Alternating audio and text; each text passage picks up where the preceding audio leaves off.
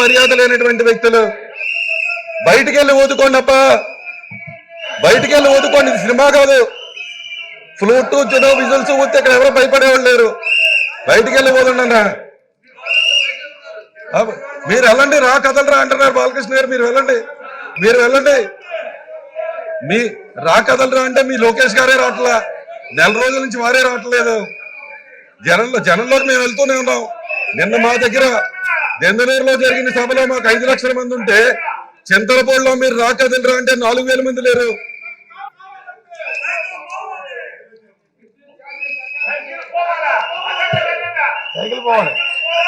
అధ్యక్ష వాళ్లే సైకిల్ పోవాలనుకుంటున్నారు అధ్యక్ష, వాళ్లే సైకిల్ పోవాలంటున్నారు అధ్యక్ష,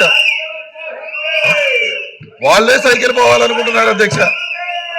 ఆ గాలి పోయిన తుప్పి పెట్టిన సైకిల్ పోవాలని వాళ్ళే అనుకుంటున్నారు అధ్యక్ష.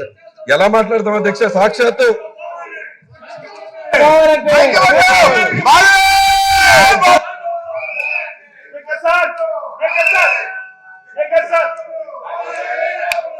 అనుభవం ఉన్నటువంటి రాజకీయ నాయకులు అనుకున్నాం.